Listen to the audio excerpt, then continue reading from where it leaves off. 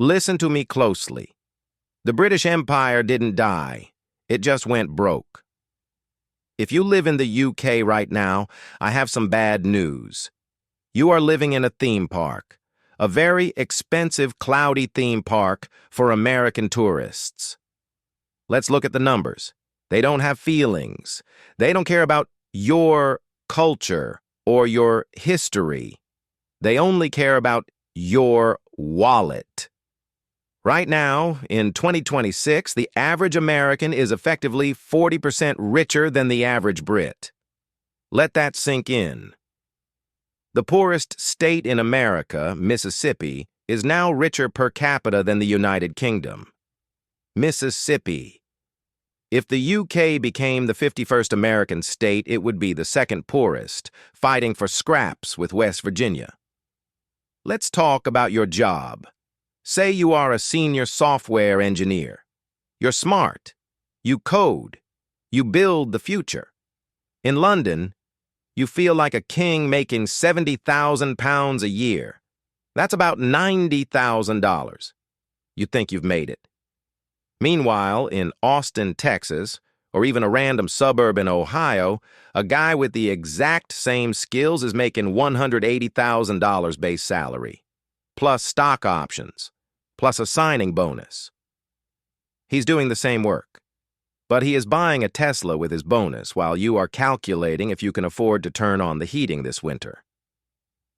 But Mr. Market, you say, in America they pay so much tax.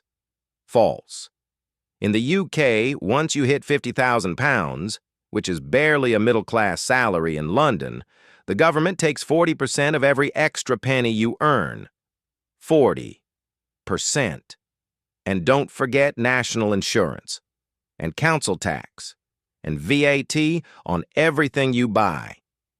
In the US, you don't hit the top tax brackets until you are making serious money.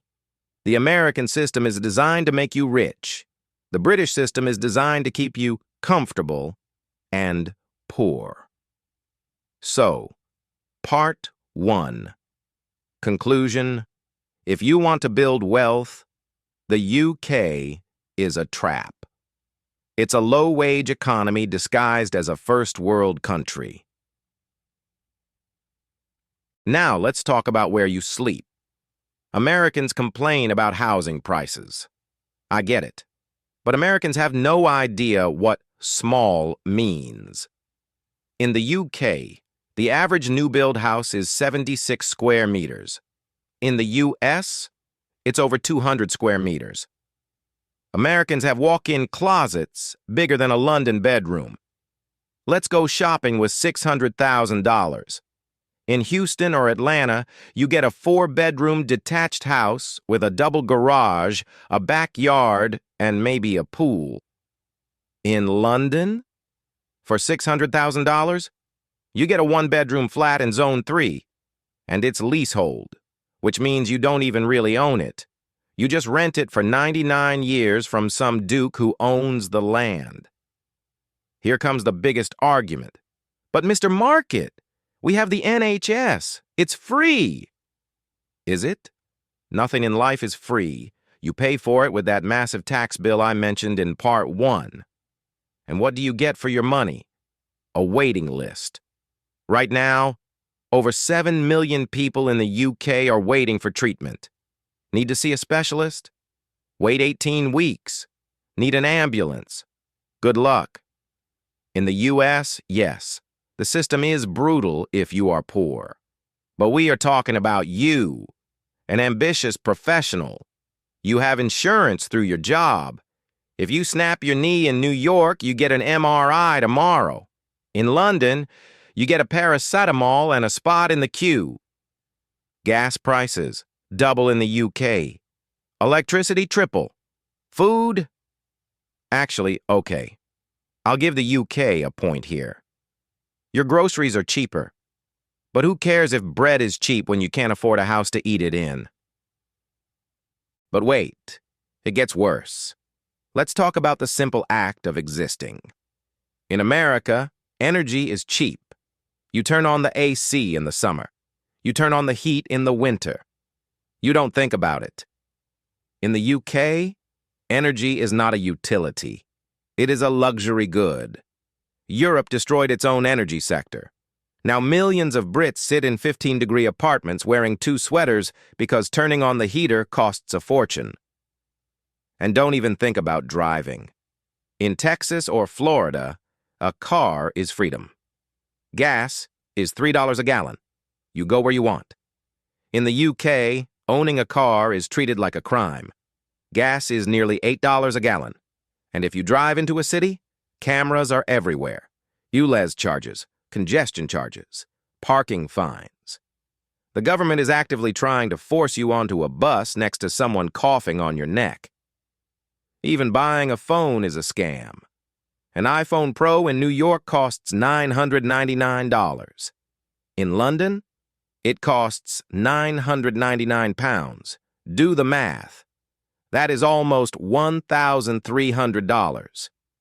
So let's recap. You earn half the salary, you pay double the tax, and you pay 30% more for the same electronics. How does anyone survive this math? Spoiler alert. They don't. They just go into debt. So, where's this going? Look at the stock markets. The S&P 500 is filled with companies inventing the future. AI, space, biotech, chips, NVIDIA, Microsoft, Tesla. The UK FTSE 100? It's filled with banks, oil, and tobacco. It's an economy of the 19th century trying to survive in the 21st. There is a reason why the smartest Brits leave. Christopher Nolan lives in LA. Joni Ive made his billions in California. Dua Lipa spending a lot of time in the US. The UK has a massive brain drain. If you are ambitious, the UK ceiling is too low.